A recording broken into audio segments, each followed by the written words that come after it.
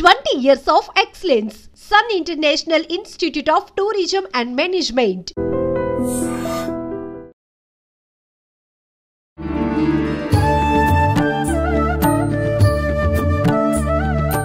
నమస్కారం, welcome to I dream. ధర్మ మార్గం విత్ విజిత కార్యక్రమానికి స్వాగతం. ప్రస్తుతం మనతో పాటు ఉన్నారు సౌర పీఠాధిపతులు హిమాలయ యోగి సద్గురు శ్రీ శ్రీ శ్రీ ప్రభాకర్ గురూజీ గారు. ఇప్పుడు వారితో మాట్లాడి మరిన్ని విషయాలు తెలుసుకుందాం. నమస్కారం గురూజీ.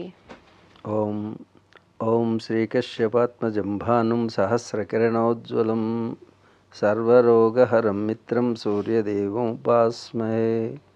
ఓం శ్రీ గురుభ్యో నమః. చెప్పండి. ఈ మధ్య కాలంలో మీరు వేరొక ప్లాట్ఫామ్లో చెప్పిన ఒక ఇంటర్వ్యూలో చూస్తే 25-27 మధ్యలోనే చాలా రకాల ఇబ్బందులు రాబోతున్నాయి, యుద్ధ పరిణామం అనేది ఎక్కువగా కనిపిస్తోంది, దానివల్ల ఒక 70-80% ప్రమాద హెచ్చరిక ఉంది అని చెప్పడం జరిగింది.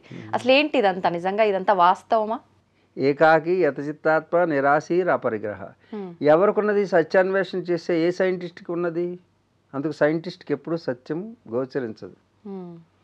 వాడు అదే సెయింటిస్ట్గా మారితే, సెయింట్ అంటే ఇలా ఉంటారు, దాన్ని మేము ఆచరించడానికి ప్రయత్నం చేస్తున్నాం. నా జీవితం తెలిసి ఉండొచ్చు. నేను ఇప్పటికీ కూడా ఎప్పుడూ కూడా ఏది అవసరానికి మించి పెట్టుకోలేదు. ఉన్నవన్నీ వదులుకుంటూ వస్తున్నాను. నేను గతంలో చెప్పాను, 2 కార్లు ఉండేవి, 1 కారు చేసుకున్నాం. 1 కారు ఉన్నది, ఆ కారు కూడా తీసా. ఇప్పుడు కాళ్ళు మాత్రమే ఉంచుకుంటున్నాను మ్యాక్సిమం. మరి ఫ్లైట్లో తిరుగుతున్నారు కదా అని అనొచ్చు, నాకు సంబంధం లేదు. నువ్వు ఇంటర్వ్యూ తీసుకున్నావు, నువ్వు తెచ్చుకుంటావు. ఇప్పుడు నువ్వు కారు నువ్వు పంపించుకున్నావు, లేకపోతే నేను ఇంటర్వ్యూ నాకు అవసరం లేదు. ఎందుకంటే నేను ఏది కావాలని కోరుకుంటున్నా. It was happening thing. It's okay, నేను ఆపను కూడా. ఇప్పుడు నువ్వు ఇంటర్వ్యూ అడిగితే నేను ఆపలేదు, అవునన్ను కాదన్ను. రాలేదనుకో జరగదు. నువ్వు కారు పంపించావు, వచ్చావు, లేక మొన్న నువ్వు వచ్చావు, కాబట్టి జరుగుతుంది. It was happening thing. Just I'm a witness. మరి ఇప్పుడు వస్తువులకైతే ఇంత సింపుల్గా చెప్పారు. 2 ఉన్నాయి, ఒకటికి వచ్చింది, ఒకటి కూడా. ఆస్తులు కూడా విషయం, ఆస్తులు కూడా, ఆస్తులు ఓకే, మనుషులు కూడా. మీకు ఫ్యామిలీ ఉంది, వాళ్ళని పక్కన పెట్టారా? పక్కన పెట్టాము. నువ్వు సాక్షిగా ఉండు, అన్నిటిని వదిలేసి వెళ్ళిపోమంటలేదు నీకు. అదే చెప్తున్నా. అపరిగ్రహం అంటే ఏది ఎంతవరకు ఉంచుకోవాలో అంతవరకు ఉంచుకుంటే అన్ని వదలడం సన్యాసం. ఓకే. దాన్ని వైరాగ్యానికి కూడా అర్థం ఉంది. వైరాగ్యం, వివేక వైరాగ్యములు అంటారు. వివేకం అంటే how analyse your self, make it అంటే అనలిటిక్స్ అనమాట. అంటే నువ్వు దాన్ని ఏది అవసరం ఏది అనవసరం, మనకు అన్నీ అవసరం అనిపిస్తాయి, మనకు అవసరం అనిపించకూడదు. శాస్త్రపరంగా అంటే ఆగమ శాస్త్రాలను అనుసరిస్తూ దాంట్లో ఎలా వెళితే మనం ఆ యోగి యొక్క సెయింట్ స్థితిని అందుకుంటామో అది ఆగమాల్లో ఉంటుంది. ఓకే. ఆగమాలు శాస్త్రవిహితమైనటువంటి కర్మాచరణ చేస్తూ భార్య ఉన్నది, అది ధర్మపత్నియా, భార్య, పెళ్ళమా? డిఫరెన్స్ ఏంటి? అంతా ఒకటే కదా. అది ఆల్రెడీ చెప్పేసాము, అందరూ వినేసారు చాలామంది. పెళ్ళం, భార్య, పత్ని, ధర్మపత్ని ఎవరు. అలాగే మొగుడు, పత్ని, అది పతి, సహధర్మచారిణి అని చెప్పాను. దాంట్లో ఈ 4 రకాలు ఎలా ఉంటారో వాళ్ళు ఎవరు అనేది చెప్పాను. మగవాళ్ళకి చెప్పరా అన్నారు, మగవాళ్ళకి కూడా చెప్పాను ఎలా ఉండాలనేది.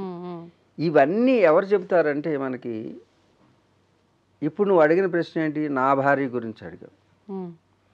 నా భార్య నేను ఎలా సాధన చేస్తున్నానో మొదటి నుంచి తను కూడా నా సహధర్మచారిని అయిన తర్వాత తను కూడా గుహల్లోనూ సాధన చేసింది, నా వెంట ఉన్నది, హిమాలయాల్లో ఉన్నది. తను కూడా అలాంటిదే వచ్చింది నాకు. కాబట్టి ఆ సహధర్మచారిని మ్యాచ్ అయింది. ఎలా మ్యాచ్ అయిందంటే, దీని వెనక పూర్వజన్మ సుకృతం అంటాం మనం. అది ఉందో లేదో తర్వాత సంగతి, కానీ నా విషయంలో ఉంది. నా భార్య, అందరూ కూడా అదే సెటప్లో వస్తారు. మీకు కూడా నీ యొక్క కర్మ ఏదైతే ఉందో ఆ కర్మ లింక్ అవుతుంది అనమాట. నీ చుట్టూన్న రుణానుబంధ రూపేణ పశు పత్ని సుత ఆలయం అంటారు. నీ ఇల్లు, నీ కారు, నీ కర్మను బట్టే నీ చుట్టూ ఉన్న జనం వస్తుంటారు. కాబట్టి నాకు అనుకూలంగా కుదిరింది కాబట్టి నేను ఈ టీవీలో మీరు పిలుస్తున్నారు, నేను చెబుతున్నాను విషయాన్ని. అర్థమవుతుందా? అంటే సహధర్మచారిణి తన హిమాలయాల్లో నాకు సహకారం. నేను హిమాలయాల్లో ఎలా తిరుగుతానో తను ఆ విధంగా నన్ను సహకరిస్తూ వచ్చింది. ఇప్పుడు నేను లేనప్పుడు ఆశ్రమాన్ని అక్కడ నిర్వర్తించడంలో కూడా తన పాత్ర. ప్రతి చిన్న విషయం చక్కగా చేసుకుంది. అలంకారం దగ్గర నుంచి ఆవిడ భక్తి మార్గంలో ఉంది, నేను జ్ఞాన మార్గంలో ఉన్నాను. ఆవిడ భక్తి నా జ్ఞానము ఎక్కడ క్లాష్ కాదు. నేను తనకు సహకరిస్తాను. దేవతలు నువ్వు చూస్తే నా ఛానల్లో చూస్తే ఆవిడది అలంకృత ఉంటుంది, ఎలా అలంకారం చేస్తుంది దేవుళ్ళకి. ఎంత అసలు అంత ఓపిక ఎక్కడి నుంచి వస్తుందో నాకే అయితే ఆశ్చర్యం వస్తుంది. ఆ అలంకారం చేస్తూ దేవుళ్ళని అలంకరించుకుంటూ దేవుళ్ళని చూసుకుంటూ మురిసిపోవడంలో తాను ధ్యానం చేస్తుంది. నేనేమో నా సాధన అంతటిని కూడా హిమాలయాలో చేస్తూ. ఇద్దరు భార్యాభర్తలు. సహధర్మచారిణి అంటే భార్యాభర్తలు కాదు. సహధర్మచారిణి అంటే ధర్మాన్ని ఆచరించడానికి ఒక సహాయకారిగా ఉంటుంది. మరి భార్య ఎప్పుడవుతుందండి? సహధర్మచారిణి అంటే ఈ శరీరంతో మనం ఉన్నప్పుడు స్త్రీ పురుషుల యొక్క సంబంధం ఎప్పటి వరకు ఉంటుందంటే, ఈ ప్రకృతిలో నీకు శరీరం ఇచ్చినటువంటి ఈ ప్రకృతికి తిరిగి నీ వారసులుగా ఒకరిని సంతానాన్ని అందజేసి ఆ సంతానం ఉత్పత్తి చేసిన తర్వాత, ఎందుకు ఉత్పత్తి చేయాలంటే ధార్మికులు అయినటువంటి మనలాంటి వాళ్ళు, అంటే మనలాంటి వాళ్ళు కదా, ధార్మికులైనటువంటి వాళ్ళు సంతానోత్పత్తి చేయలేదనుకో, ధార్మిక సంతానం లేకుండా దుర్మార్గుల సంతానం పెరుగుతుంది. అందుకు భూమికి ధర్మాచరణ చేసేవాళ్ళు లేకపోతే భూమికి భారం అయిపోతుంది. అందుచేత మన ఋషులందరూ కూడా పిల్లలకి అన్నారు. ఆ ఋషిప్రోక్తమైనటువంటి సాంప్రదాయాన్ని నా తల్లిదండ్రులు వాళ్ళ తల్లిదండ్రులు ఆచరిస్తూ మేము గృహస్థాశ్రమాన్ని స్వీకరించాం ఋషి పరంపరలో. ఓకే. కాబట్టి మన సంతానం అనేది ఈ లోకంలో మన ప్రతినిధులుగా ధర్మాచరణకు ఉపయోగపడేటట్టుగా వాళ్ళని తయారు చేయడానికి మన డిఎన్ఏ వాళ్ళలో ఉంటుంది కాబట్టి వాళ్ళు కూడా అలాగే ఉంటారు.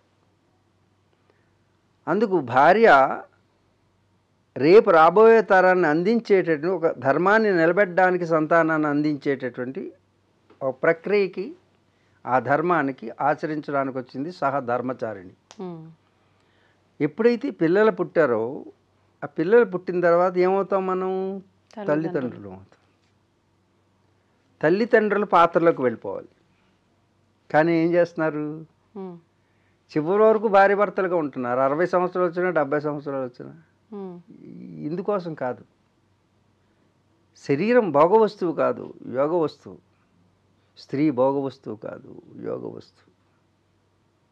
సహధర్మచారిణి, ధర్మాన్ని ప్రతిష్ఠింప చేయడానికి వచ్చినటువంటి ఒక పాత్ర. అంచేత పిల్లలు పుట్టిన తర్వాత తల్లిదండ్రులుగా ఉండడం, తల్లిదండ్రులుగా మారిపోయాము మనం. భార్యాభర్తలు వెళ్ళిపోయారు. ఈ తల్లిదండ్రుల తర్వాత మన బిడ్డలకి పెళ్లి చేసి వాళ్ళ తల్లిదండ్రులు అయితే మనమిద్దరం సన్యాసాశ్రమం తీసుకుంటాం. అంటే బ్రహ్మచర్యము, గృహస్థ, వనప్రస్థ, సన్యాస అనే చతుర్విధ వర్ణాశ్రమాలు మనకు పెట్టారు. వర్ణాలు, ఆశ్రమాలు. మనకి బ్రాహ్మణ, క్షత్రియ, వైశ్య, శూద్రులు వర్ణాలు, అలాగే ఆశ్రమాలు, బ్రహ్మచర్యం, గారహస్థం అంటే గృహస్థ, వనప్రస్థం, వానప్రస్థం, అలాగే సన్యాసం. ఇప్పుడు పిల్లలకి అన్న తర్వాత మనం ఏమవ్వాలి? తల్లిదండ్రులు, వాళ్ళ తల్లిదండ్రులు అయితే మన తల్లిదండ్రుల పాత్ర పోయింది. ఇక చూడు పరిణామ దశ ఇంక లేదు. మీరు తల్లిదండ్రులు కాదు ఇక వాళ్ళకి. మీరు వనాలకు వెళ్ళాలి. అంటే ఇప్పుడు వనాలు ఎక్కడ వెళ్ళి అందరు టెర్రరిస్టులు వెళ్ళి ఉంటారు. కానీ వనం అంటే భగవంతుడి తత్వంలోకి వెళ్ళడం అని కూడా వస్తుంది. ఆధ్యాత్మికంగా వెళ్ళిపోవాలి. ఇంకా అక్కడ శారీరక సంబంధాలు కానీ ఇవి లేవు. ఇద్దరు కలిసి ఒకరికొకరు ఆధ్యాత్మిక జీవనాన్ని గడపడం. ఇప్పుడు ఏం చేస్తున్నారు? అత్తగారి పౌరుషంలో కోడల మీద అధికారం చెలాయించడానికి చూస్తున్నారు. అప్పుడేమవుతుంది? ఈ అత్తగారు ఎప్పుడు పోతుందా అని కోడలు అనుకుంటుంది. దీన్ని ఆ రోజు మీ అమ్మ ఎలా చేస్తుందో అలా చేస్తుందని పితీరులు చెప్పి ఆ అమ్మాయి కంప్లైంట్ చెప్పి ఆ ఓల్డ్ ఏజ్ హోమ్లో పడేస్తున్నారు కొడుకు చేత. అందుగురించి వాళ్ళ చేత అలా పడాయించుకోకుండా మీరు మీ మర్యాదగా మీ అంతటా మీరే. వాళ్ళకి అప్పచెప్పి, ఉమ్, వాళ్ళు కూడా తల్లిదండ్రులు అయ్యారు కదా, బాధ్యతలు వాళ్ళకి అప్పచెప్పి మీరు ప్రస్థానం సాగిస్తే బాగుంటుంది, లేకపోతే చేత్కరించుకోబడతారు అదే కోడలు అదే కొడుకు చేత. మరి ఇది ధర్మమేనండి, తల్లిదండ్రులు చూడొద్దా? మీరు చూసే అంతవరకు ఉండకండి. మీరు ఆధ్యాత్మిక మార్గంలోకి ప్రవేశించడం అనేది మన యొక్క భారతీయ సనాతన సంప్రదాయం. ఉమ్, వనప్రస్థం చేయడం, ఉమ్, వనప్రస్థం చేసిన తర్వాత వనాలకు వెళ్ళడం, లేకపోతే వనం అంటే భగవంతుడు, భగవంతుడి మార్గంలోకి వెళ్ళడం. ఇప్పుడు ఇది అయిపోయిన తర్వాత వనప్రస్థం అయిన తర్వాత మనకి సన్యాసం. ఉమ్, ఇప్పుడు భార్య భర్తకి సహకరించుకుంటుంటుంది వనప్రస్థంలో, ఏది ఆధ్యాత్మిక మార్గంలో. కానీ సన్యాసం వచ్చిన తర్వాత వేరువేరుగానే ఉంటారు. ఉమ్, మొదటి వేరువేరుగా ఉన్నవాళ్ళు చివరి కూడా వేరువేరుగా ఉండి వాళ్ళు స్వతంత్రులుగా ఉంటారు. ఉమ్. మొట్టమొదటి స్వతంత్రులు వాళ్ళిద్దరు భార్యాభర్తలు కాకముందు.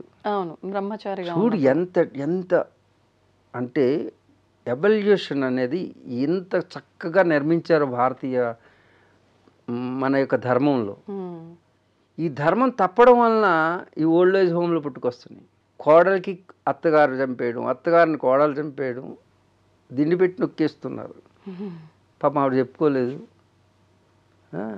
ఇవన్నీ ఎందుకు జరుగుతున్నాయంటే ధర్మాచరణ మనం ముందు తరం వాళ్ళు చేసుకుంటూ వెళ్తుంటే వెనక తరం వాళ్ళు చేసుకుంటూ వస్తారు. ఉమ్, అందుకే ధర్మానికి నష్టం కలిగినప్పుడు ఈ విపరీతమైనటువంటి విపత్తులు వస్తాయి.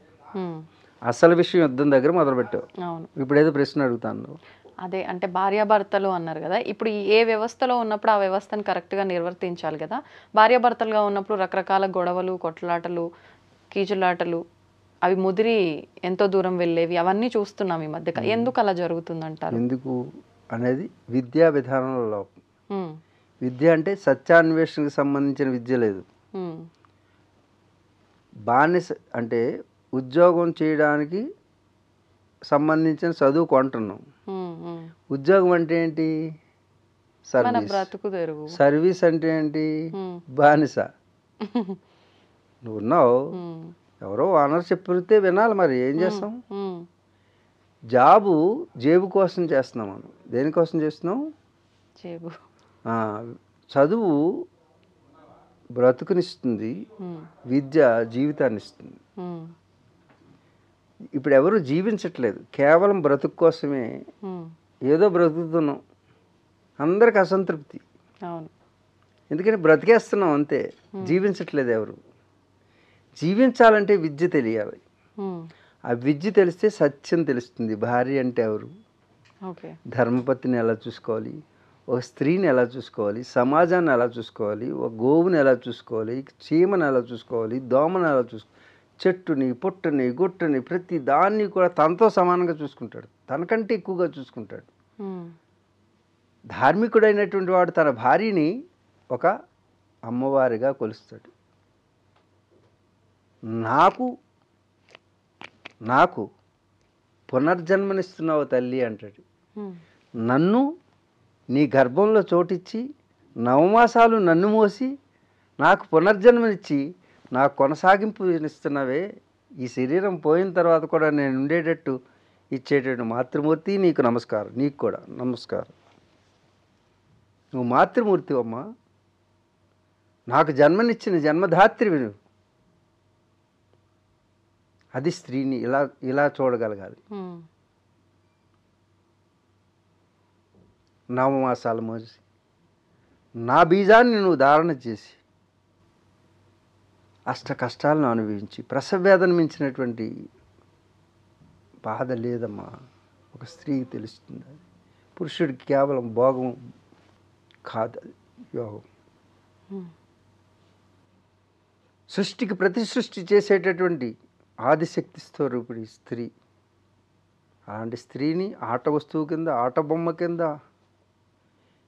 వెలకట్టి వెలయాలించేసి ఆడుకుంటున్నటువంటి వాళ్ళు ఎవరైతే ఉన్నారో వాళ్ళందరికీ చెప్తున్నాను ఈరోజు,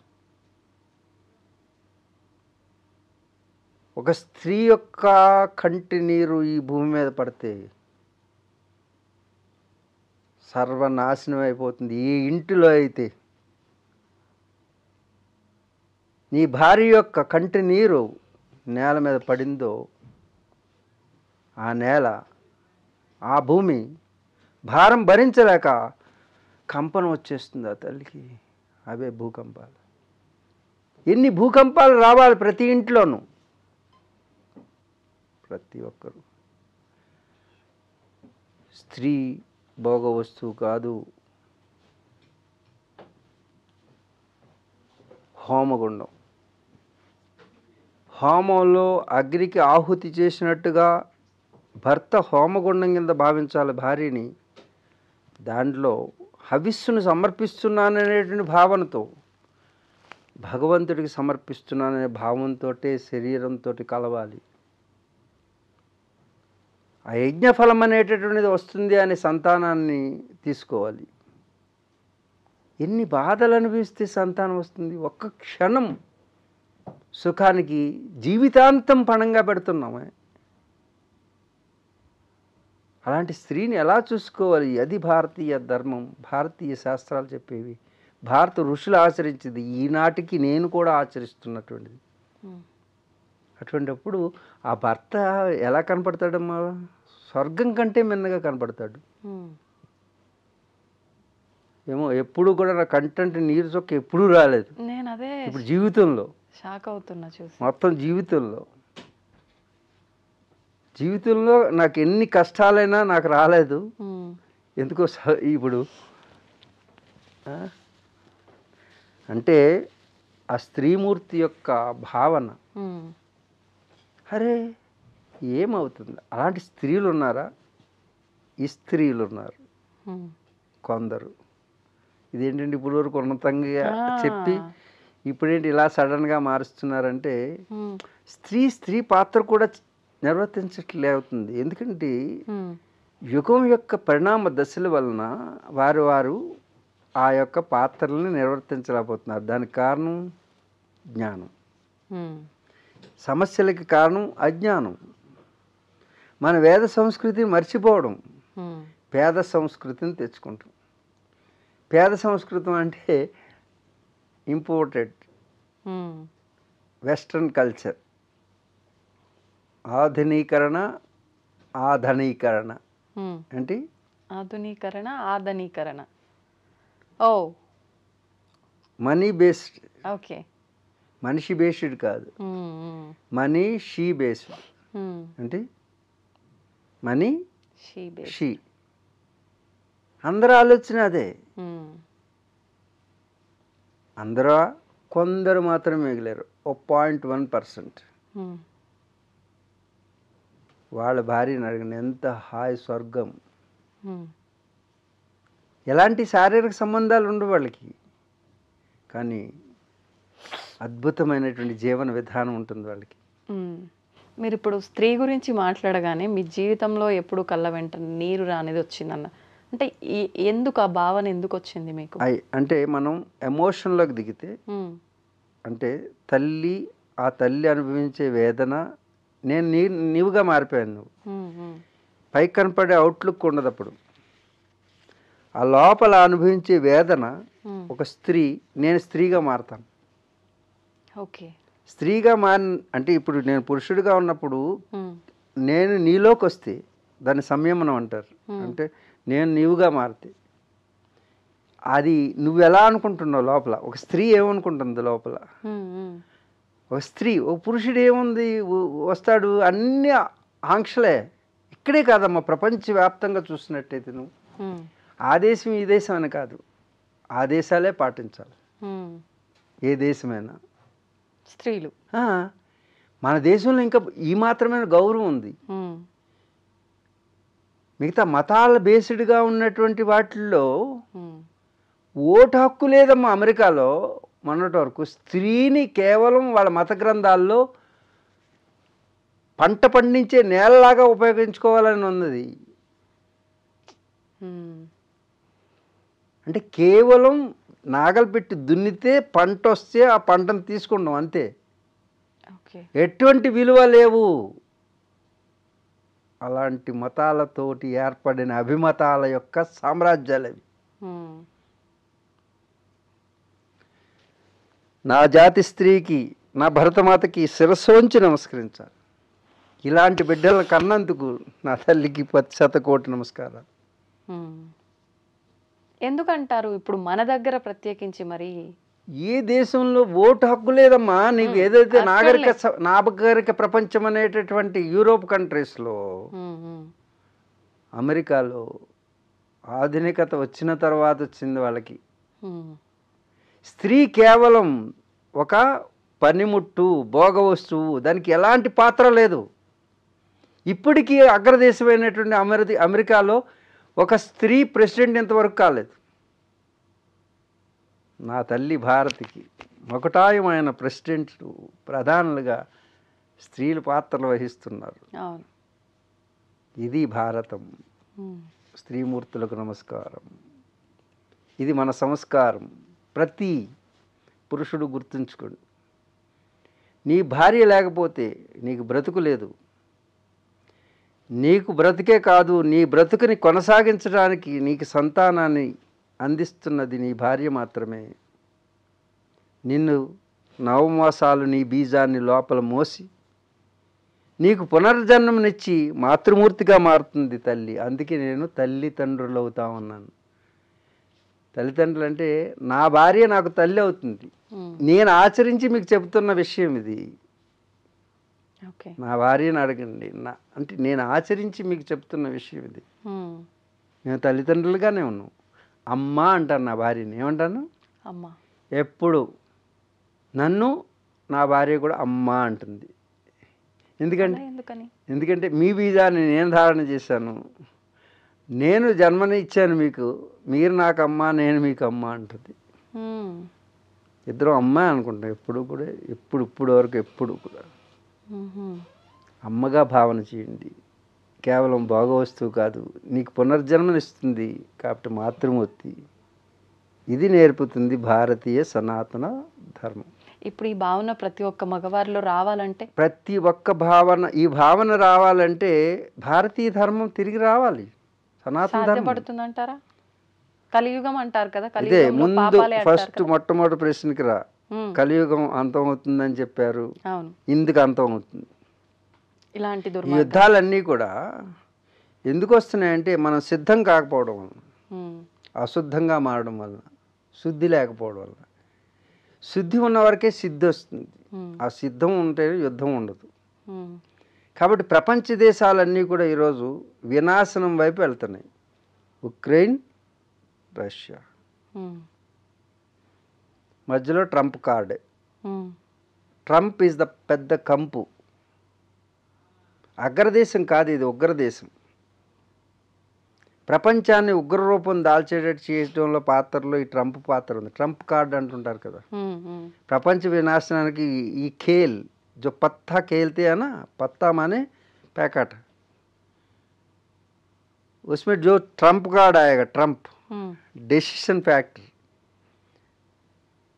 మరి సృష్టిలో సరిగ్గా ఈ ప్రపంచం అంతా కూడా అల్లకల్లోలం జరిగేటప్పుడు దాని పాత్రన మధ్యలో ట్రంపే ఉన్నది. పేరు కూడా ట్రంపే వచ్చింది. ఈ విపత్కరమైనటువంటి సమయంలో నేను చూస్తే ఆశ్చర్యం వేస్తుంది. ట్రంప్ కార్డ్ అంటారు, నాకు తెలియదు అది ట్రంప్ కార్డ్ అండి. ట్రంప్ అనే పేరు వచ్చింది. నిజంగా ట్రంప్ కార్డే ఇప్పుడు వాడు. ప్రపంచ వినాశనానికి కారణం వాడే, నిలబెట్టాలన్న కారణం వాడే అవుతాడు. ఈరోజు ఈ రాబోయే రోజుల్లో ప్రపంచ వినాశనానికి కారకుడు తానే అవుతాడు. పేరు కూడా ట్రంపే వచ్చింది చూడండి, ట్రంప్ కార్డ్. ఓకే, ఇప్పుడు వినాశనానికైనా మళ్ళీ సఖ్యతకైనా రెండు రకాలుగా. వినాశనం అనేది చూడండి, వినాశనం అంటే చాలామంది నన్ను ప్రశ్నిస్తున్నారు, మీరు సరిగా అర్థం చేసుకుంటలేదు. 4,32,000 సంవత్సరాలు ఈ కలియుగం యొక్క ఆయుష్. మరి ఏమిటండి మీరు ఇప్పుడే వినాశనం అంటున్నారు? వినాశనం కాదు, ధర్మం. ఇప్పుడు చూడండి, మానం అంటే టైం, మనుష్యమానము. ఇప్పుడు దోమకి ఆయుష్ అంతా ఒకరోజు ఉంటుంది, పుట్టుతుంది, పెరుగుతుంది, పిల్లలు పుట్టిస్తుంది, చచ్చిపోతుంది అనుకో, దానికి ఒకరోజు. మనకి 100 సంవత్సరాలు అంటారు. నువ్వు త్వరగా తప్పులన్నీ చేసావు అనుకో, అన్ని రోగాలు తెచ్చుకున్నావు అనుకో, మన చేతుల్లో లేనట్టు అది. 50 సంవత్సరాలు చచ్చిపోవచ్చు, 40. అలాగే కాలం కూడా, కాలానికి కూడా దాని మానం ఉంటుంది. నువ్వు 4,32,000 సంవత్సరాలు బ్రతకాల్సినటువంటి యుగం ఇక్కడ ఉన్నటువంటి మనుషులు దాన్ని తగ్గించుకుంటూ వచ్చారనుకో, అధర్మం ఎక్కువగా చేసేస్తున్నారు అనుకో, త్వరగా బౌల్ నిండిపోతుంది. ఇప్పుడు అది జరిగిందంటారా? ఇంకా జరగలేదు కానీ 4 లక్షలు, ఇప్పుడు 5,125 సంవత్సరాలు సుమారుగా అయి ఉంటుంది కలియుగం వచ్చి. కృష్ణుడి యొక్క శరీర త్యాగం తర్వాత వచ్చింది కలియుగం. అప్పటి నుంచి ఇప్పటి వరకు 5,120 సంవత్సరాలు అయింది. అంటే కలియుగే ప్రథమ పాదే జంబూ ద్వీపే భరతవర్షే భరతఖండే అస్మిన్ మేరో ఇప్పుడు చదువుతాం మనం సంకల్పం. దాంట్లో చాలామంది క్వశ్చన్ వేసేది ఏంటంటే 4,32,000 సంవత్సరాలు ఉన్నదానికి ఇప్పుడు ఎందుకు అంతం వస్తుంది అని. చూడండి, ఈ మానంలో మనుష్యమానము, దైవమానము, పితృమానం. మనం చనిపోయిన తర్వాత మనకి ఇప్పుడు 24 గంటలు ఒక రోజు. మనం చనిపోయిన తర్వాత, చనిపోయిన ఫస్ట్ డే మనకు 1, 2, 3 రోజులు మనం అక్కడే ఉంటాం. ఎక్కడైతే చనిపోయామో ఆ వస్తువులు, మన చుట్టాలు, బంధువులు వీళ్ళ దగ్గర అలా తిరుగుతుంటాం. ఎందుకంటే చనిపోయినటువంటి ఆ శరీరం అందుకే వెంటనే దహనం చేయాలి ఒక రోజులో. ఆలస్యమైతే అక్కడే ఉంటుంది. ఆ దహనం అయిన తర్వాత కదా నేను లేనని తనకి ఎరుకలోకి వస్తుంది. ఆ దహనం అయిపోయిన తర్వాత ఏ ఎముకైనా ఏదైనా ఉంటే దాంట్లో ఆవహించడానికి వస్తుంది, అవకాశం ఉంటుంది. ఎందుకంటే డిఎన్ఏ ఇస్ దేర్. కానీ దీని ఆయుష్ తీరిపోయింది కదా, ఉన్నా కూడా. ఆయుష్ ఎవరికి పోయింది ఏమీ లేదు అక్కడ, శరీరం పోయింది అంతే. వాడు ఉన్నాడు, ఆత్మ ఎక్కడికి పోదు, శరీరం పోయింది. నీకు ఆ పైన ఉన్నటువంటి కవర్ పోయింది, లోపల నువ్వు ఉన్నావు, అది ఉంటుంది ఎప్పుడు. ఈ పితృమానం అనేది అప్పుడు స్టార్ట్ అవుతుంది. పితృమానంలో కూడా 1, 2, 3 రోజులు ఆ ఎముకలన్నీ తీసి చెరువులో కలిపేస్తాం. అయిపోయిన తర్వాత పూర్ణంగా, అందుకే బట్టలన్నీ కూడా చాకలకి ఇచ్చేయడం, ఇష్టమైన వస్తువులన్నీ కూడా ఎవరికి ఇచ్చేస్తాం. అవి ఉంచితే వాటిని ఆశ్రయించడానికి కూడా వస్తాయి, ఆ ఇష్టమైనటువంటి విషయాలకి. సోల్ అక్కడెక్కడ తిరుగుతుంది. అందుకే మనం ఏం చేస్తామంటే మన యొక్క సనాతన ధర్మంలో పిండ ప్రదానం చేస్తాం. పిండ ప్రదానం చేయడం వల్ల ఏంటవుతుందంటే, ఇది 3 రోజులకు ఒకటి పెట్టాం కదా, ఫస్ట్ ప్రథమ మాసికం పెట్టాం. దీని తర్వాత మాసికాలు వస్తాయి, అంటే నెలకు ఒకసారి పెడతాం. ఇదేంటండి నెలకు ఒకసారి పెట్టడం ఏంటి, పిండం పెట్టడం ఏంటి, పిండి పెట్టడం ఏంటి అనుకుంటారు చాలామంది. పిండి is also a particles of the food. ఈజీగా దాన్ని మనం దేంట్లో లిక్విడ్లో కలిపేయచ్చు. అవును, పార్టికల్స్ని మనం ఏం చేస్తామంటే, పార్టికల్స్ కాకుండా ఈ ఫిజికల్గా ఉన్నటువంటి ముద్దలో ఎనర్జీ బాడీ ఉంటుంది. ఎనర్జీ బాడీ ఆ పితృదేవతలకు వెళ్తుంటుంది అనమాట. ఇప్పుడు మనకి భోజనం పెట్టలేదనుకో, గ్లూకోజ్ ఎక్కిస్తాడు డాక్టర్. అదేంటండి భోజనానికి బదులు ఇన్ని కిలోలు భోజనం చేసేవాడికి ఇన్ని సెలైన్లు పెట్టామంటే, అంటే లిక్విడ్ రూపంలో అందిస్తున్నాడు. మనం ఏం చేస్తామంటే ఎనర్జీ రూపంలో అందిస్తున్నాం. వైఫై ద్వారా ఏ విధంగా అయితే నువ్వు ఇంకో ఫోన్కి ఇప్పుడు చూడు ఛార్జెస్ ఎలా వచ్చినాయి, దూరంగా పెట్టినా ఛార్జ్ అయిపోతుంటుంది. నేను ఇక్కడి నుంచి నీకు కాళ్ళతో కమ్యూనికేట్ చేయొచ్చు, చేయకూడదా? నా మాటలను కూడా కళ్ళతోటి మూమెంట్ తోటి చేస్తున్నామే, అంటే వైబ్రేషన్ ఇక్కడి నుంచి అక్కడికి వెళ్తుంది. అలాగే పితృదేవతలు చనిపోయిన తర్వాత వాళ్ళకి పెట్టేటువంటి పిండ ప్రధాన ప్రక్రియ అనుకున్నటువంటి సైన్స్ ఏ సైంటిస్ట్కి అందదు. ఆ యొక్క ఎనర్జీ ఫీల్డ్ని మీరు పిండ ప్రదానం చేయలేదనుకోండి, వాళ్ళ ఆ ప్లేన్ నుంచి కదలలేరు, నెక్స్ట్ ప్లేన్లోకి వెళ్ళరు. ఓకే, నువ్వు ఇక్కడ పిండ ప్రదానం మంత్రసహితంగా చేసినప్పుడు ఏమవుతుందంటే, ఈ ప్లేన్ అంటే పితృలోకం నుంచి పితృలోకాలకు వెళ్ళాలి, స్టెప్ బై స్టెప్ పంపించాలన్నమాట. 3 రోజులకు ఒకసారి, 11 రోజులకు ఒక రోజు అవుతుంది మానం, అంటే టైం. అంటే వాళ్ళకి ఒక రోజే, ఈ 11 రోజులు అంతానా? 11 రోజులు ఒక రోజు అవుతుంది మంత్రసహితంగా. మంత్రాలు దేనికి ఉపయోగపడతాయి? ఈ పార్టికల్స్లోంచి ఈ భావం, పితృభావం నుంచి ఈ పిల్లల గురించి, పిల్లల్లో ఉన్నటువంటి భావం ఏంటి పిల్లలు ఆ బాడీ ఈ బాడీ మూడో బాడీ 3 బాడీస్ ఉంటాయి మనకి. ఇప్పుడు నువ్వు ఉన్నావు అనుకో, నీవు నీ కొడుకు, అదే నువ్వంటే పురుషులకి చెప్పామనుకో, నేను నా కొడుకు నా తండ్రి ముగ్గురు కలిపి ఒకటే శరీరం. ఓకే. అంటే ఒకటే ఫ్రీక్వెన్సీ ఉంటుందన్నమాట, కనెక్టెడ్ ఇంటర్ కనెక్టెడ్ ఫ్రీక్వెన్సీ. అందుకే 3 పిండాలు పెడతాం మనం. 3 పిండాలు కూడా ఇలా పెట్టం మనం, ఈ వేలు మించి పెడతాం. అవును, బ్రొటన వేలు నుంచి. ఈ వేలు మించి ఎందుకు పెట్టాలంటే దీస్ ఆర్ ద యాంటీనాస్. 1 2 3 4 5 పూర్వం మనకి టీవీ యాంటీనాలు ఉండేవి తెలుసు కదా. వాటిలో ఎలా ఉండేది, ఓటు పొట్టు ఓటు పొడుగు ఓటు ఇలా ఉండేవా, ఇక్కడ ఎలా ఉన్నాయి అంతే ఉన్నాయి. అందుకు పితృదేవతలకు ఎలా చేయాలి, దేవతలకు ఎలా చేయాలి, ఋషులకి ఎలా చేయాలి, ఎటు నుంచి పంపిస్తే ఆ ఫ్రీక్వెన్సీ అటు నుంచి వెళ్ళి ఆ ఫ్రీక్వెన్సీ వెళ్ళి ఛార్జ్ అవుతుంది. Okay okay. అందుగురించి ఇలా పెడితే ఒకటి, ఇలా పెడితే ఒకటి, ఇలా పెడితే ఇలా పెట్టడం ఒకటి. అందుకని ఎవరికి ఏ డైరెక్షన్లో వెళ్తుందో దీంట్లో ఉన్నటువంటి ఫ్రీక్వెన్సీ, ఇవన్నీ ఫ్రీక్వెన్సీ లైన్స్ ఇవి. ఈ ఫ్రీక్వెన్సీ ఎలా వెళ్తుందో చూడు. ఆధ్యాత్మికంగా ఉన్న వాళ్ళకి 3 ఉంటాయి గీతలు. నువ్వు సాయిబాబా చూడు, ఎవరినైనా చూడు, అంటే పిచ్చి పిచ్చి గీతలన్నీ లేవు కదా, 3 ఉన్నాయిగా.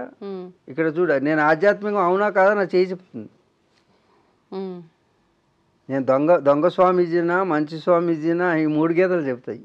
ఎందుకంటే థాట్ ప్యాటర్న్ అనేది యాంటీనాలోంచి వెళ్తుంది. అబే లైన్స్ ఇవి. ఇలా చాలామంది హేతువాదులు అంటారు తల్లి గర్భంలో ముడుచుకుని ఉంటాం కాబట్టి అలా పడినాయి అని.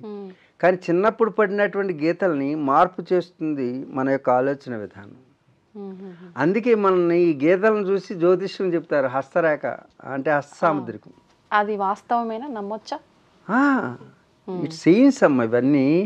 అంటే సరిగా దాన్ని ప్రయోగం చేసేవాళ్ళు లేక ఆ రిజల్ట్ రావట్లేదు. కానీ వ్రతాలు చేసినా ఏవి చేసినా అవన్నీ కూడా ఒక సైంటిఫిక్ ఎక్స్పెరిమెంట్స్. ఓకే. ఆ ఎక్స్పెరిమెంట్స్ వెనుకున్నటువంటి ద్రవ్యాలను కానీ చేసేటటువంటి ఎక్స్పర్ట్ కానీ లేకపోవడం వల్ల ఫలితాలు రావడం లేదు, అంతే. ఓకే. ఈ తర్పణాలు అనేవి వదలడం ఇప్పుడు ఈ డైరెక్షన్లో వదిలితే దీంట్లో ఉన్నటువంటి ఫ్రీక్వెన్సీ అనేటటువంటిది ఇలా మారుతుంది అనమాట. ఇలా మారినప్పుడు అక్కడ ఆ స్టేషన్ కనెక్ట్ అవుతుంది ఆ ఛానల్కి. ఓకే. ఇటు పెడితే ఇంకొక లోకానికి మనం ఢిల్లీ ఛానల్ పెట్టుకోవాలి, లేకపోతే రష్యా ఛానల్ పెట్టుకోవాలి. ఎలా పెట్టుకుంటున్నాము అలా దీంట్లో పెట్టారు మన పెద్దలు, ఎంత గొప్ప వాళ్ళు. ఇప్పుడు చేస్తున్నప్పుడు కొంతమంది మిస్టేక్గా చేస్తే అది మరి వాళ్ళకి చేరదంట. చేరదు. Okay okay. ఆ చేయించేవాడు ఎక్స్పర్ట్ అయి ఉండాలి. నేను ఏది చేయించినా సరే యాక్యురేట్గా చూస్తుంటాను ప్రతిదీ. చాలా యాక్యురేట్గా పిన్ పాయింటెడ్గా ప్రతిదీ చూస్తాను నేను చేయించే విషయం. యోగాని మీరు వ్యాయామం చేయండి, లేకపోతే ఆసనాలు చేయండి, అదే ఏ యోగా చేసి చెప్పినా కానీ నేను అంత యాక్యురేట్గా చూస్తాను, లేకపోతే చెప్పను. ఇప్పుడు మనం పితృదేవతలకి పితృమానం ఉంటుంది 11 రోజులు. చాలామంది అశ్రద్ధ చేస్తున్నారు. కోడళ్ళు మీరు కూడా ఒక తండ్రికి పుట్టిన వాళ్ళే, ఎప్పుడో చనిపోయినానికి తద్దినం ఏమిటండి అని వదిలేస్తున్నారు. వాళ్ళకి వదిలేస్తే మీ పిల్లలు కూడా మీ పిల్లలు ఉన్నారు కదా, 3 శరీరాలు ఒకటే, వాళ్ళకి పెట్టట్లేదు అనుకుంటున్నారు. వీళ్ళకి తిండి లేకుండా పోద్ది రేపొద్దుట. ఎందుకంటే దాన్ని ఫ్రీక్వెన్సీ ఇక్కడ రన్ అవుతుంటుంది 3 తరాలు. అందుకే 3 పిండాలు పెడతాం మనం. ఇప్పుడు పెట్టేటటువంటి వాళ్ళు ఎవరైతే ఉన్నారో వాళ్ళ తండ్రి వాళ్ళ తండ్రికి పెడతాడు. ఆ 3 ఒకటే బాడీలు కాబట్టి. ఇప్పుడు మరలా నేను చనిపోయాను అనుకో, నా కొడుకు పెట్టేది నాకు ఆ పైన వదిలేస్తాడు కనెక్షన్, ఇంకక్కర్లా. అది అందుకే ఊర్ధ్వలోకాలకు వెళ్ళాలి, ప్రయాణం చేయాలంటారు. చనిపోయిన తర్వాత ఒక్కొక్క లేయర్స్ని దాటుకుని వెళ్ళాలి. అందుకే ఊర్ధ్వలోక ప్రయాణానికి ఏర్పాటు చేసిన గేట్ పాస్లే ఇక్కడ పెట్టేటువంటి జాతకర్మల్లో వచ్చినటువంటి ఈ పితృకర్మలన్నీ కూడా. వీటిని మర్చిపోకండి దయచేసి. మీ కష్టాలకు కారణం ఇది కూడా ఒక కారణం కావచ్చు. పితృదేవతలను పట్టించుకోవడంలో ఈ భార్య వచ్చిన తర్వాత వాళ్ళ తండ్రికి పెద్దగా ప్రాధాన్యత ఉండదు, వీళ్ళ తండ్రికి ఇచ్చినంత ప్రాధాన్యత. అలాంటి వారు ఎవరైనా ఉంటే కోడళ్ళందరూ కూడా మీ భర్త చేత మీ భర్తకి బద్ధకం వచ్చినా సరే పిండాలు పెట్టించడం తద్దినం చేయడం అనేది ఎప్పుడు మర్చిపోకండి. ఇది మూఢనమ్మకం కాదు, ఇట్స్ ఎ సైంటిఫిక్ థియరీ. అది అర్థం చేసుకుని మీరు చేసినట్టయితే మీకు యోగక్షేమాలన్నీ కూడా మన యొక్క కర్మాచరణ ద్వారా సిద్ధిస్తాయి. ఇది పితృమానం అంటారు. ఇది కొంచెం అయిపోయిన తర్వాత మాసికం అంటారు. అవును, మాసికం అంటే నెలకి ఒక రోజు అవుతుంది అనమాట. చూడు భూమి ఎంత ఉంది, భూమి చుట్టూ చనిపోయిన తర్వాత పితృలోకాలు ఉన్నాయనుకో, పితృలోకం తన చుట్టూ తాను తిరిగితే ఎంత కాలం పడుతుంది? 30 రోజులు పడుతుంది. అది మాసికం. ఓకే, 12 మాసికాలు అయిన తర్వాత సంవత్సరం ప్లేన్లోకి వెళ్తారు. అవును, అంటే 365 రోజులు అయితే ఒక్కరోజు.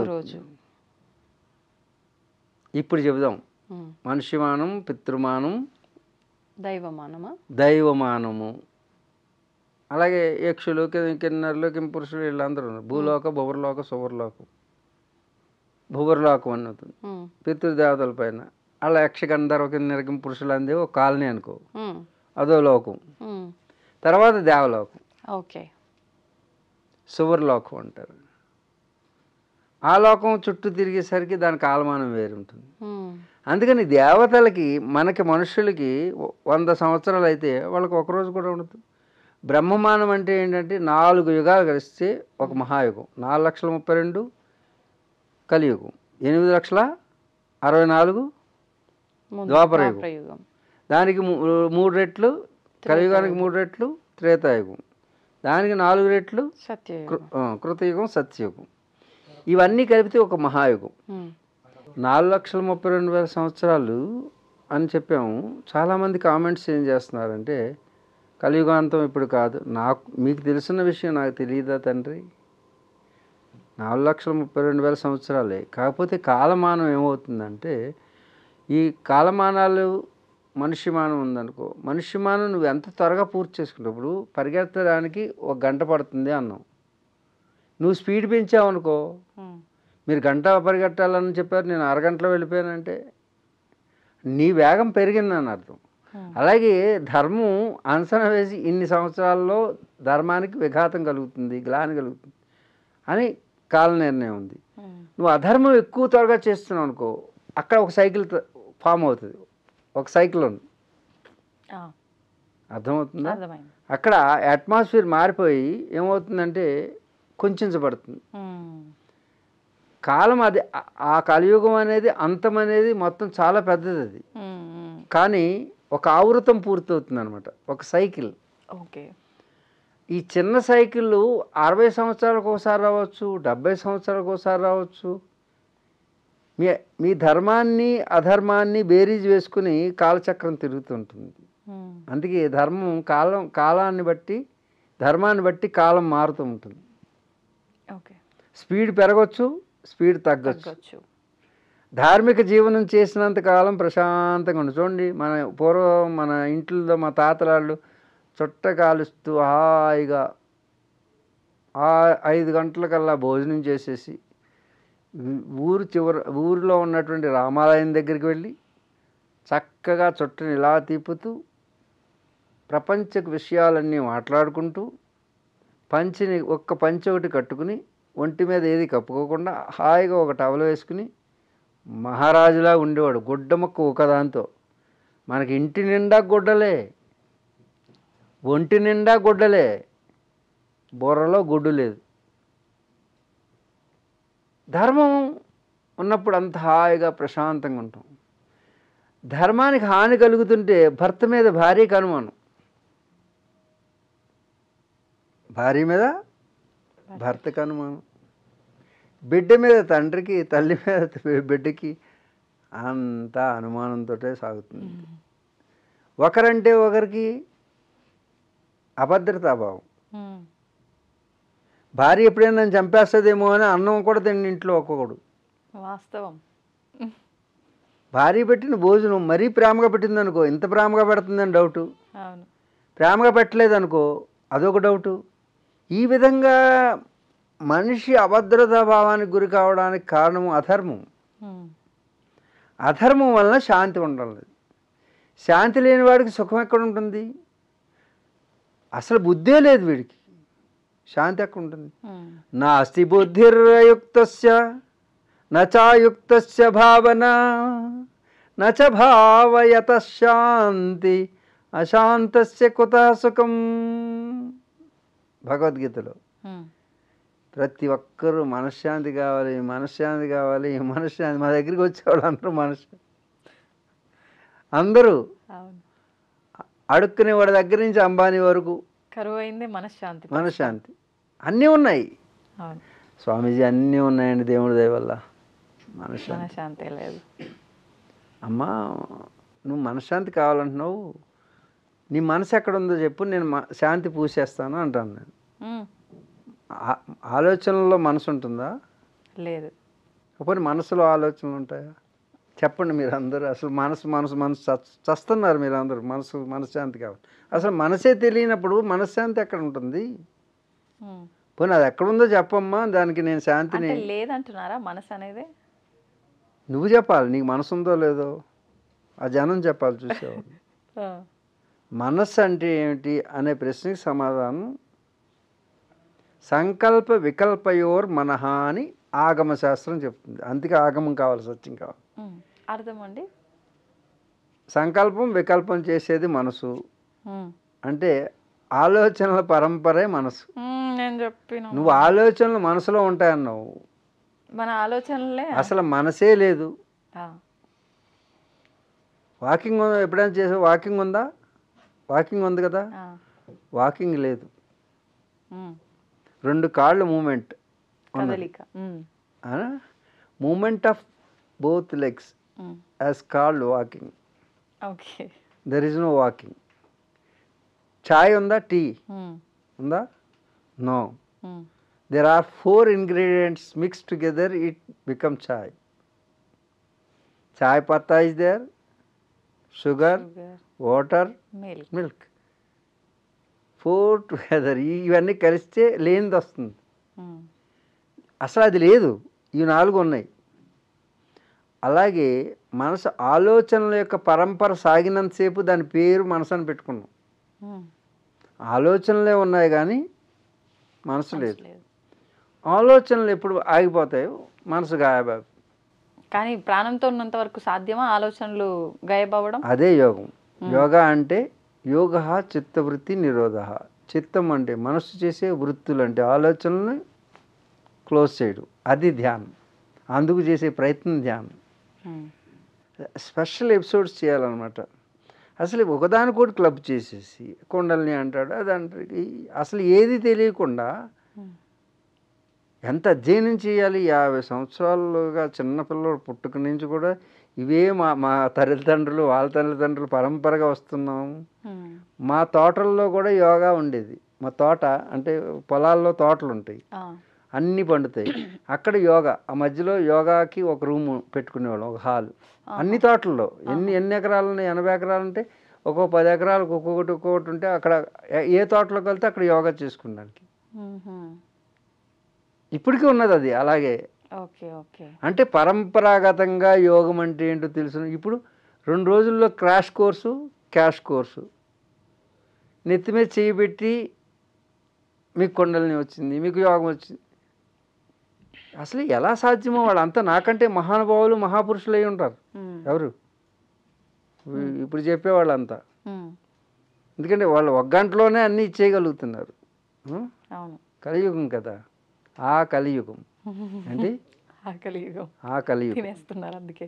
అందుగురించి జనం కూడా ఆ స్పీడప్ పెరిగిపోయింది. అంటే ధర్మానికి విఘాతం కలిగినప్పుడు స్పీడ్ పెరుగుతుంది. చూడు, ఏ ఎమోషన్ అయినా కాసేపు ఆపుకోగలుగుతావా? అన్నిసార్లు ఆపలేము కదా. అసలు ఆపు. తిట్టాలనుకుంటే ఏమైనా తిట్టేయడమే. తినేయాలనుకుంటే అప్పటికప్పుడు తినేయాలి. సిగ్గు లేకుండా సిగ్గుకి ఆర్డర్.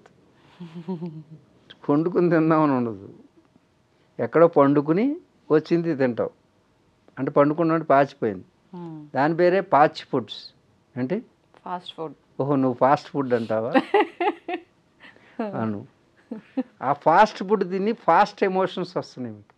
దేన్ని ఆపుకోలేరు. ఏదో అందంగా కనపడింది అనుకో వెంటనే పొందేయాలి. ఏమైపోయినా సరే చుట్టూ నేను పలానా వారి భార్యని, పలానా వారి పిల్లని, పలానా ఇది క్లోజ్.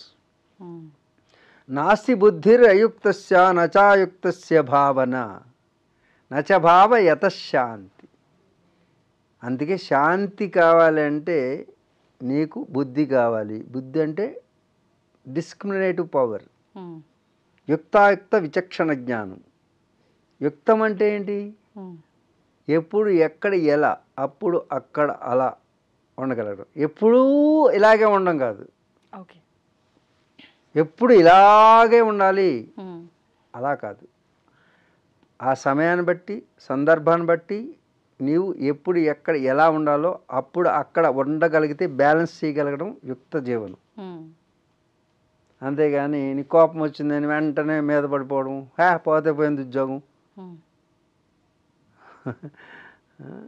ఆ క్షణంలో కలిగినటువంటిది ఎమోషన్ ఏమవుతుందంటే జీవితాన్ని నాశనం చేస్తుంది. అందుకు అక్కడ బ్యాలెన్స్, సమత్వం యోగ ఉచ్యతి. యోగం అంటే బ్యాలెన్స్ చేస్తుంది, ఎప్పుడు ఎక్కడ ఎలా ఉండాలో యుక్త జీవనాన్ని ఏర్పాటు చేస్తుంది. ఎప్పుడు ఎక్కడ ఎలా ఉండాలి, ఏది తినాలి, ఏది తినకూడదు, అన్ని వేళలా అన్ని పనులు చేయొచ్చా, ఇదంతా బ్యాలెన్స్ చేసుకుని వస్తుంది అనమాట మన బుద్ధి. బుద్ధి అలాంటిది కావాలంటే ఏం కావాలి? విద్య కావాలి, జ్ఞానం కావాలి. జ్ఞానం లేని వాడికి విచక్షణ ఎక్కడ ఉంటుంది? లోపల డేటా లేదు. How can you analyse it? అర్థం? ప్రోగ్రామింగ్ అనేది ఇది మిషన్, ఇది దీన్ని ప్రోగ్రామ్ చేయడానికి లోపల ఒక డేటా ఉండాలి. ఆ డేటా ఇచ్చేటటువంటి ఇన్పుట్ ఏంటి? వేదం, అదే ఆగమం. దాన్ని బట్టి యాక్షన్ ఉంటుందన్నమాట. అలాగే నువ్వు రాత్రి పడుకునేటప్పుడు ఏమేమి ఆలోచించావో ఉదయాన్నే దాంతో లిగిస్తావు. అందుకే ముస్లిమ్స్ నమాజ్ చేస్తారు చూడు. నమాజ్ అనే పేరు ఇండియాలోనే పెట్టారు, భారతదేశంలో. నమాజ్ అంటే ఎవరికి తెలియదు ముస్లిం కంట్రీల్లో. సలాత్ అంటారు.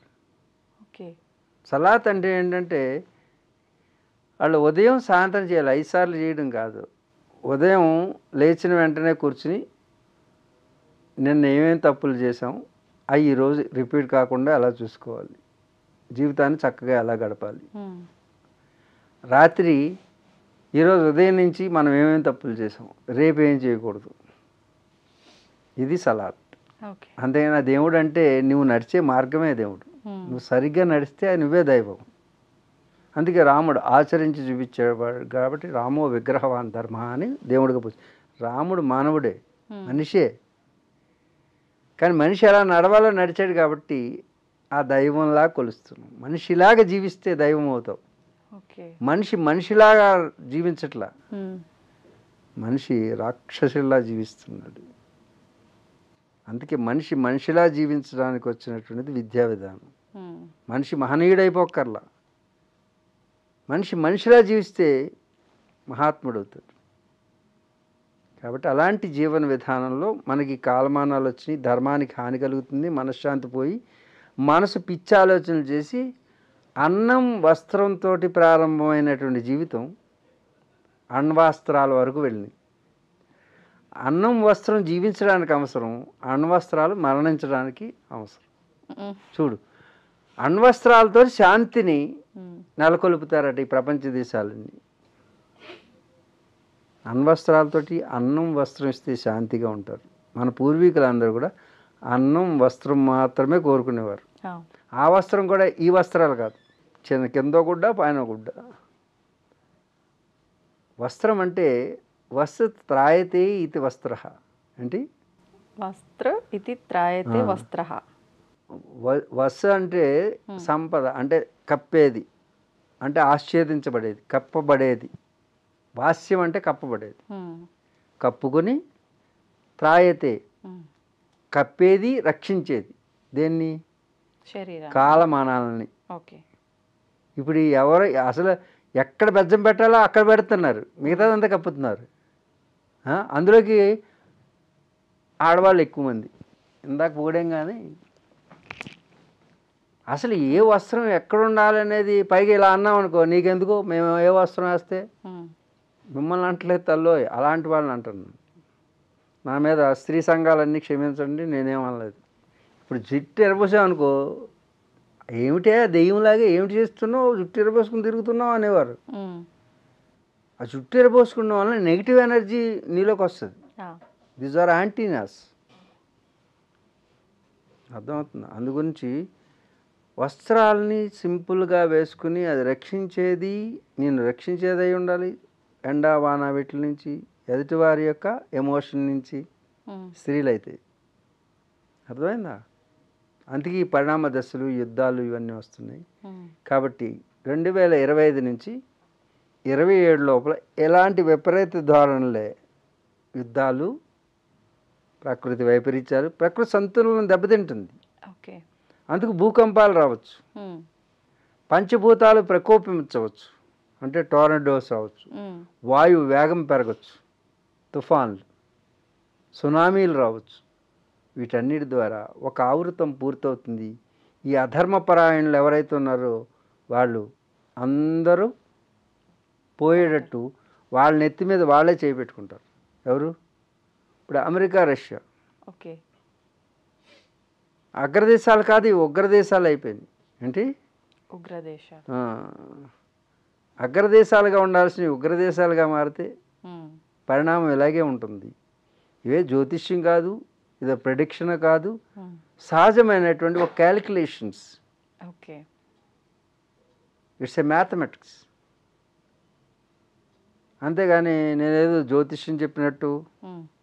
జ్యోతిష్యం అంటే ఏం కాదు, ప్లానెట్ జ్యోతులు అనేవి ఆకాశంలో ఉన్నాయి. That is stars. ఒక్కో స్టారు మూడు కలిసినప్పుడు ఏమేమి ఏర్పడినాయి గతంలో. అర్థం. మీనరాశిలోకి శని ప్రవేశించాడు అంటే విపత్తులు జరిగినాయి గతంలో 60 సంవత్సరాలు 70 సంవత్సరాల క్రితం. అర్థమైందా? అదే ప్యాటర్న్ మళ్ళీ వచ్చింది. ఆ జ్యోతి means itself, it's prakasham. Prakasham means gnanam, light. Who is really enlightening persons, they will see, they know the calculation, the mathematics, సాంఖ్యశాస్త్రం. మన షట్శాస్త్రాలు అంటే అవే, షడ్దర్శనాలు అంటే. ఓకే. వాళ్ళు చూసింది కాదు, దర్శించారు. దర్శనం వేరు, చూపు వేరు, దృష్టి వేరు. మనం ఇంతకుముందు చెప్పుకున్నాం ఏవో 3. భార్య, భంగుడు, పిల్లం అని. సత్యం, అలాగే సత్యం, వాస్తవం. అలాగే ఇప్పుడు ఏం చెప్పుకున్నాం? చూపు, దృష్టి, దర్శనం. నేను దేవుణ్ణి చూశాను అంటే చూడలేము. దర్శించాను అంటే, దర్శనం అంటే అనుభవం మాత్రమే. అర్థమైంది? అనుభవించాలి. ఆ అనుభవాన్ని చెప్పేటటువంటి దర్శనాలు. ఓకే. అందుకే షట్శాస్త్రాలు, షడ్దర్శనాలు మనకున్నాయి. వాటిలో ఒకటి ఏం చేస్తుంది? సాంఖ్యం. సాంఖ్యం సంఖ్యాపరంగా చెప్తుంది, క్యాల్కులేషన్స్, మ్యాథమెటిక్స్ ఆధారంగా సత్యాన్ని. సత్యం దర్శించాలంటే ఉత్తినే చెప్పేస్తే సరిపోదు. ఇదిగో లెక్కలు ఇవి, లెక్క సరిపెట్టే అంటాం చూడు. ఆ లెక్క సరిపెట్టేది సాంఖ్య దర్శనం. దాన్ని ప్రాక్టీస్ చేసిన తర్వాత చూపించేది యోగ దర్శనం, సాంఖ్యం, యోగం. సాంఖ్యం గురించి చెప్పుకున్నాం. సంఖ్య అంటే సంఖ్యాపరంగా క్యాల్కులేటెడ్గా ఒక సత్యాన్ని వెలికి తీయడానికి మ్యాథమెటికల్గా ప్రూవ్ చేయడం. అంటే లెక్క సరిపెట్టు అంటుంటారు, ఆ విధంగా. తర్వాత సింపుల్గా మాట్లాడుకుంటున్నాం, అంటే శాస్త్రీయపరంగా పెద్ద ధార్మికంగా మాట్లాడకుండా అందరికీ అర్థమయ్యేటట్టు. యోగం. యోగం అంటే నీవు ప్రాక్టికల్గా సత్యాన్ని తెలుసుకుంటాం. అక్కడ థియరిటికల్గా తెలుసుకుంటాం, ఇక్కడ ప్రాక్టికల్గా నిరూపించటం. ఇవి రెండు ఒకటి, సాంఖ్యం, యోగం. అలాగే న్యాయం, వైశేషికం, అవి రెండు ఒక సెట్. అది లాజికల్గా సరిపెట్టడం, ఇది మ్యాథమెటికల్గా సరిపెట్టడం, లాజికల్ కంక్లూజన్. అర్థమైందా? వైశేషికం. ఈ విధంగా అవి రెండు ఒకటి, ఇవి రెండు. తర్వాత పూర్వమీమాంస, ఉత్తరమీమాంస అని. అర్థమవుతుందా? మీమాంసాదులు ఆ చర్చ చేయడం, దాంట్లో ఎటమాలజీ గురించి, సృష్టి ఆరంభం గురించి, యాటమ్స్ ఫార్మేషన్ గురించి, అన్నిటి గురించి, సృష్టి యావత్తు దాంట్లోనూ. అంటే చూడు, ఇంత విస్తృతమైనటువంటి చర్చ ద్వారా ఏర్పడినటువంటి సంపూర్ణ సమగ్రమైనటువంటి సమాచారంతో కూడినటువంటి విద్యా విధానం భారతీయత. అందుకు సత్యాన్వేషణకి భారతీయతయే మూలము. అందుకే ఈరోజు ప్రపంచ దేశాల్లో అమెరికా, రష్యా తయారు చేసినటువంటివి ఆయుధాలన్నీ నిర్వీర్యం అయిపోతున్నాయి. భారతదేశం ఆయుధం మాత్రం నిలబడుతుంది. ఎందుకంటే కారణం, మనం కొన్నది ఆ దేశాల నుంచే. ఆ దేశాల నుంచి కొన్నటువంటి ఆయుధాన్ని మనం మనదైన తెలివితేటలతో దాన్ని మోడిఫై చేసి ఉన్నాం. అర్థమైందా?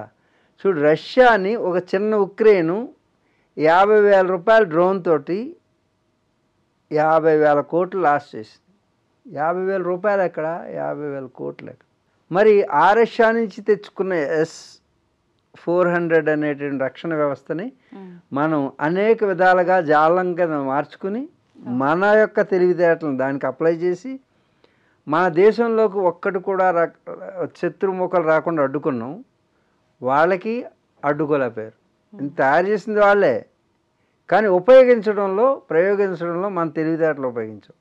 అందుకే ఈరోజు ప్రపంచవ్యాప్తంగా భారతదేశం అనేది ఆ ఆయుధాలని ప్రపంచ దేశాలన్నీ లైన్లో కొనడానికి చూస్తున్నారు. అంటే మనం ఎన్హాన్స్ చేయగలిగినటువంటి డిఎన్ఏ మనలో ఉంది. నీలో పిల్లలు మీరందరూ రేపు భవిష్యత్తు మీది. ప్రపంచ దేశాలన్నిటికీ కూడా భారతీయత కావాలి. ఏంటి? భారతీయత కావాలి. భారతదేశంలో పుట్టిన ప్రతి ఒక్కరూ సంసిద్ధులు కండి. మీ యొక్క సనాతనమైనటువంటి ధర్మాన్ని ఆచరించండి. దానిలో ఉన్నటువంటి విలువల్ని మీరు రీసెర్చ్ చేయండి. ఐటీల్లో ఆధునికత్వం అనేటటువంటిది కాదు మనకు కావాల్సింది, సనాతనం కావాలి. మన సనాతన భారతీయ సంస్కృతిని ఆలంబనంగా చేసుకుని యువతంతా కూడా, మీ తల్లిదండ్రులు, మీరు కూడా ప్రతి తల్లి ఒడి బడి కావాలి. తల్లే ప్రథమ గురువు. కాబట్టి ఓ తల్లి భరతమాత నీ బిడ్డకి నేర్పు. సనాతన ధర్మం వైపు వాడు విద్యా విధానం సాగేటట్టు, వాళ్ళ ఆలోచన వెళ్ళేటట్టు నీ బడే ప్రథమ బడే అని తెలుసుకో. కాబట్టి మీరు వాడికి నేర్పండి. మన సంస్కృతి, మన సంప్రదాయాలు ప్రపంచ దేశాల్లో అత్యున్నతమైనవి నేర్పండి. ఆ దిశగా వాళ్ళ ఆలోచన నడపండి.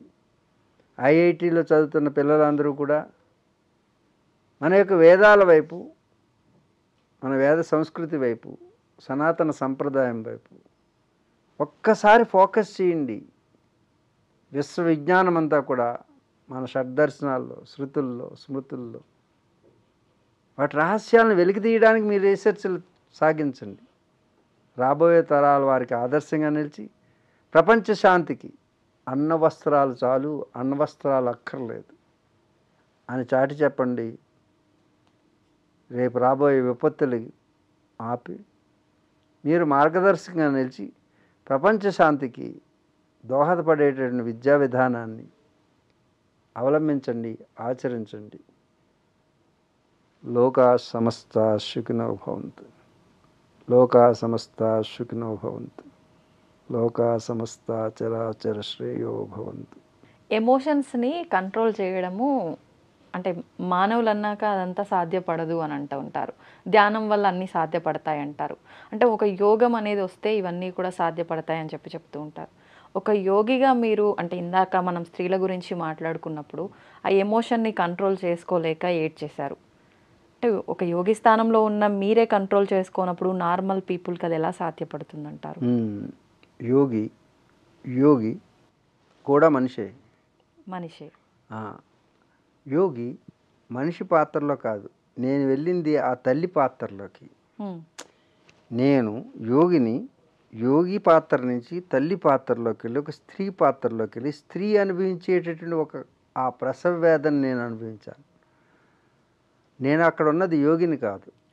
నేను ప్రవేశం చేసినప్పుడు ఒక స్త్రీ ఏమిటమ్మా, చిన్న పిల్లప్పటి నుంచి కూడా కండిషన్, అప్లికేషన్, అంటే వాళ్ళ మీద ఇష్టం ఉన్నా లేకపోయినా సరే వాళ్ళకి వ్యక్తిత్వం లేదా? భారత స్త్రీ కాదు, విశ్వంలో ఉన్నటువంటి స్త్రీలు అందరూ ఒకటే. అందరి పరిస్థితి మనకంటే కూడా దారుణంగా ఉన్నది. ఆ స్త్రీ పాత్రలోకి ఒక పురుషుడా, ఓ పురుషుడా, ఓ మగాడా, మర్ద్ హోనే కే లియే కుచ్ నహీ చాహియే. మర్ద్ అంటే మగాడు, సమర్థ్ హోనా చాహియే. ఏంటి సమర్థ్. మర్ద్ అందరూ ఉంటారు, మగాళ్ళు చాలామంది ఉంటారు. అర్థమైందా? సమర్థుడు కావాలి. సమర్థుడైతే సరిపోదు, సర్వ సమర్థ హోనా చాహియే అంటాను నేను హిందీలో. అక్కడ నార్త్లో మాట్లాడేటప్పుడు మై మర్ద్ నహీ హూ అంటాను. అదేంటి మగాడు కాదా? సమర్థ హూ. సమర్థ నహీ హూ, ఖాళీ సమర్థ భీ నహీ హూ, సర్వసమర్థ హూ. సర్వకాల సర్వావస్థల యందు నా భార్యకి రక్షకుడుగా, స్నేహితుడుగా, హితుడుగా, అన్ని పాత్రలు నా భార్య యొక్క ఉన్నతిని, ఆనందాన్ని సంరక్షించడానికి. ఎందుకంటే నా తల్లి, నా భార్యే నాకు పునర్జన్మనిస్తుంది. తన ఇంటి పేరుని తీసేసి నా ఇంటి పేరు పెట్టుకున్నది సగర్వంగా. తన ఇంటి పేరుని చిన్నప్పటి నుంచి పెరిగి పెద్దయి అక్కడ పుట్టి అన్నీ వదులుకుని నా ఇంటిని తన ఇల్లు చేసుకుంది. నా ఒంటిని, ఇంటిని, నా వంటింటిని తను సంరక్షిస్తుంది. ఏంటి? నా వంటింటిని, నాకు భుక్తిని పెట్టే అన్నపూర్ణ నా భార్య. ఎక్కడో పుట్టింది, ఎక్కడో పెరిగింది, అపరిచితుడైనటువంటి వ్యక్తిని నేను వేలందిస్తే నమ్మి నీ వెంట 7 అడుగులు వేసిందే. నువ్వు తాళి కట్టి లాక్కొస్తే, తాళి కట్టి లాక్కొస్తే తల వంచుకుని పాడి కట్టే వరకు నీ వెంట ఉన్నదే, ఇది నీ భార్య. ఇది స్త్రీతత్వం. ఎవరో అపరిచితుడైనటువంటి వ్యక్తి కన్ని పెంచి అల్లారు ముద్దుగా పెంచుకున్నటువంటి తల్లిదండ్రులు, బిడ్డ, నా బిడ్డ మహాలక్ష్మి అని పెంచుకున్నటువంటి తల్లిదండ్రులు సున్నితమైనటువంటి పాదాలని, కర్కశమైనటువంటి చేయి పట్టుకుంటే విలవిల్లాడుతూ విలపించలేక,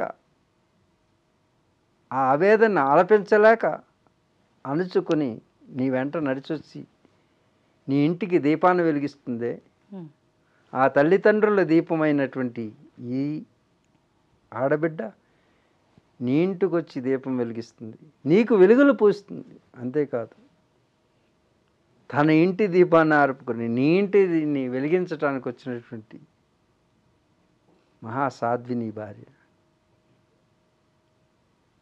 తాడి కట్టినందుకు పాడి కట్టే వరకు కూడా నీ వెంట ఉంటుంది. నీకేం పరిచయం?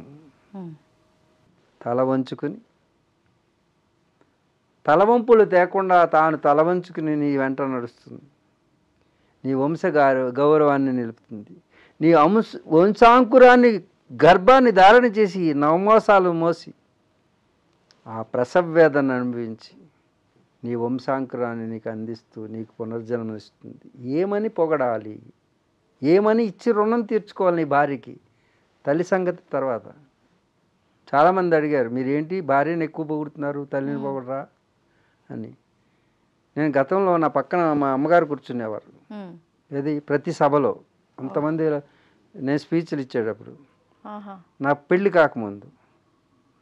పెళ్ళైన తర్వాత భార్య ఎడమవైపు వచ్చింది, తల్లి ఎప్పుడు కుడివైపు కూర్చునేవారు.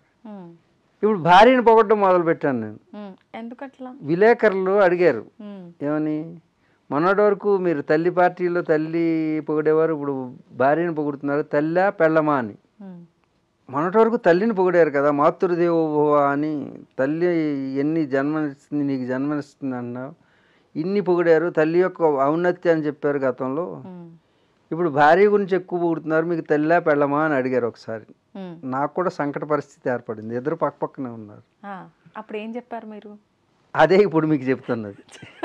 ఇప్పుడు చెప్పిందంతా మళ్ళీ భార్య గురించి చెప్పి, పెళ్ళం గొప్పదని చెప్తూ వెళ్ళాం కదా, భార్య గొప్పదని. ఆ భార్య పునర్జన్మనిచ్చి, నీకు పునర్జన్మనిచ్చి తల్లి అయినది ఆ తల్లి గొప్పది అన్నాను. ఏమన్నాను? ఇప్పుడు భార్య గొప్పదా, తల్లి గొప్పదా?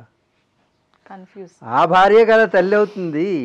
కాబట్టి తల్లినన్నా భార్యనన్నా రెండు ఒకటే అని చెప్పాను. ఓకే.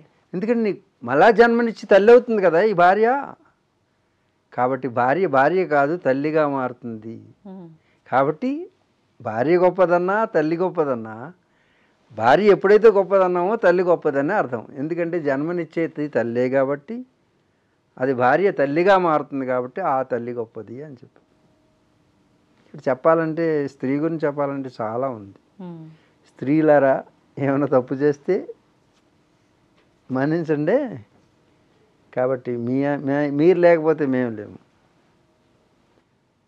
ఆదిశంకర్ల వారు అవతరించిన ఆ మాతృమూర్తి ఉన్నది. ఆది విష్ణువు అవతరించిన ఆ మాతృమూర్తి. ఆది విష్ణువు అవతరించడం అంటే రాముడిగా పుట్టిన, కృష్ణుడిగా పుట్టిన. కాబట్టి మహామహులకి జన్మనిచ్చే తల్లి నీకు నమస్కారం. ఇది మా సంస్కారం. సాల్యూట్. నమస్కారం. చాలా మంచి విషయాలు తెలియజేశారండి ఇవాళ. నిజంగా అద్భుతంగా ఉన్నాయి ఇవాళ ప్రతి ఒక్కటి కూడా. చాలా చక్కటి వివరణ. నిజంగా మీరు బాధపడ్డమేమో కానీ నాకు కూడా తెలియకుండానే ఆ భావన కలిగింది. ఏం లేదమ్మా, ఆ పాత్రలోకి వెళ్తే ఇప్పుడు నువ్వేం చేస్తావు, కోపం వచ్చిందంటే నరకాసుడి పాత్రలోకి వెళ్ళి అనుకో నరుకుతావు అంతే. అర్థమా? కామంతో ఉన్నావు అనుకో మహిషాసుడు అవుతావు. మహిషం దొన్నపోత అయిపోతాడు. అవును, మనిషే. These are the characters what we exploring the things towards our emotion. Correct. అంతే. కామాత్ క్రోధో విజాయతే క్రోధోద్భవతి సమ్మోహ సమ్మోహనా స్మృతి బ్రహ్మస్మృతి బ్రహ్మసాత్ బుద్ధినాశాత్ ప్రణశ్యతి. అరే మన భగవద్గీత అమ్మ, వాట్ ఏ వండర్ గైడెన్స్. అస్సలు భగవద్గీత ఒక్కటి చాలండి ఈ ప్రపంచానికి. విశ్వానికి శాంతి కావాలంటే భగవద్గీత చాలు. No other scriptures. We not need any books from the Western world. We are self-sufficient. Please,